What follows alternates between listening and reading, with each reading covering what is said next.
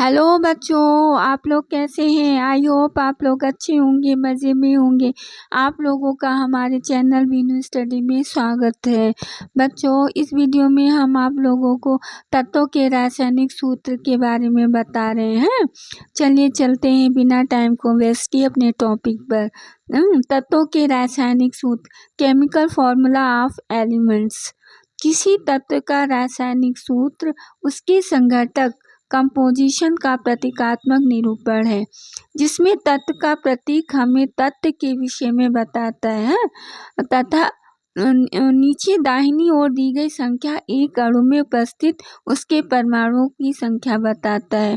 अब जैसे S2 है तो ये जो दो है बच्चों, तो ये S2 अणु है, इसमें ये दो परमाणु की संख्या को बता रहा है। ये हो गया बच्चों। एक बात जान लेना बहुत जरूरी है, 2H और S2 का क्या मतलब है, दोनों में अंतर क्या है।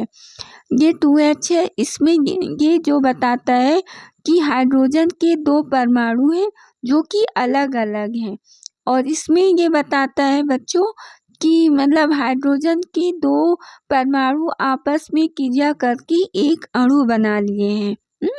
इसमें अलग अलग हैं, इसमें क्रिया करके एक अणु बना लिए।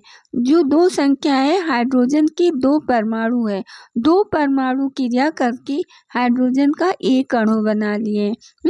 इसमें परमाणु की अलग अलग संख्या बता रहा, दो हाइड्रोजन के परमाणु तो हैं लेकिन अलग अलग है, क्रिया नहीं किए हैं। इसमें जो है एक अणु बना लिए हैं क्रिया करके, दो परमाणु तो है लेकिन दोनों क्रिया करके एक अणु बना लिए हाइड्रोजन के। ये देखिए लिखा है, हाइड्रोजन के दो परमाणु अलग अलग है, यानी क्रिया नहीं किए हैं, जुड़े नहीं है। ये है हाइड्रोजन के दो परमाणु परस्पर क्रिया करके हाइड्रोजन का एक अणु बना लिए हैं। 2H का मतलब होता है हाइड्रोजन परमाणु की संख्या को बताता है, बताना है। ये S2 में हाइड्रोजन के एक अणु में हाइड्रोजन के दो परमाणु आपस में रासायनिक बंध द्वारा जुड़े हैं, अतः हाइड्रोजन अणु द्वि परमाणुक होता है, डाई एटॉमिक होता है। ठीक है, दोनों में अंतर। अब यहाँ पर जो बाईं ओर जो लिखा जाता है, जस्ट सामने लिखा जाता है, बाईं ओर लिखा जाता है, ये परमाणु की संख्या को बताता है। लेकिन जब दाईं ओर नीचे की ओर लिखा जाता है, जैसे लिखा है नीचे दाईं ओर, तो इसका मतलब हो जाता है कि ये अणु में, एक अणु में हाइड्रोजन परमाणु की संख्या। ठीक हो गया, क्लियर हो गया। अब इसी तरह 2S2 हाइड्रोजन तत्व के दो अणुओं को प्रदर्शित करता है। अभी तक था H2 था तो एक अणु था, अब यहाँ दो हो गया और यहाँ S2 है, तो इसका मतलब हाइड्रोजन के अणु तो है लेकिन दो अणु हैं। हाइड्रोजन यहाँ दो होने का मतलब हाइड्रोजन के दो अणु हैं। हाइड्रोजन तत्व के दो अणुओं को प्रदर्शित करता है, अतः 2S को हाइड्रोजन परमाणु तथा S2 को डाई हाइड्रोजन अणु कहते हैं।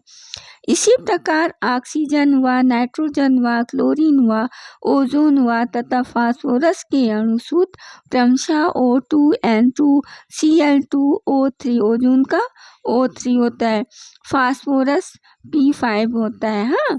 ये क्लियर हो गया बच्चों। अब अक्रिय गैस में एक परमाणु होता है। अक्रिय गैस कौन कौन है? हीलियम, नियॉन, आर्गन, क्रिप्टन, ज़ेरॉन, ये सब अक्रिय गैस होते हैं, नोबेल गैस कहते हैं। इसमें एक परमाणु होता है तथा इनके अणु में भी केवल एक परमाणु होता है। अब ये खुद में भी जो है एक अणु होते हैं और इनका खुद में भी एक परमाणु होता है और इनके अणु भी बन जाएंगे तो भी उसमें एक ही परमाणु होगा, इसलिए इनके प्रतीक तथा अणु सूत्र बराबर होते। अब केवल हम He लिखेंगे, Ne लिखेंगे, Ar लिखेंगे तो यही इनका प्रतीक भी है, यही इनका अणु सूत्र भी है, क्योंकि ये एक परमाणु होते हैं। ठीक है, जैसे हीलियम, नियॉन, आर्गन आदि। हाँ, ये ऐसे लिखा जाएगा तो ये प्रतीक भी माना जाएगा और यही इनका अणु भी है। सभी अक्रिय गैसों तथा सभी धातुओं की परमाणुकता एक होती है, इसलिए सभी धातुओं को उनके प्रतीकों द्वारा प्रदर्शित किया जाता है। इसी प्रकार आधातु कार्बन को C से प्रदर्शित करते हैं। हाइड्रोजन तथा ऑक्सीजन का यौगिक जल है।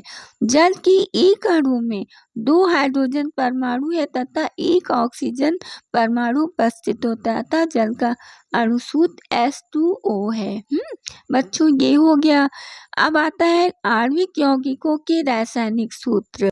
बच्चों, वीडियो लंबी हो रही है, अंत कर रहे हैं। अच्छी लगे तो लाइक कीजिएगा, शेयर कीजिएगा, सब्सक्राइब भी कीजिएगा, बेल आइकन को दबाना मत भूलिएगा। शेष अगली वीडियो में।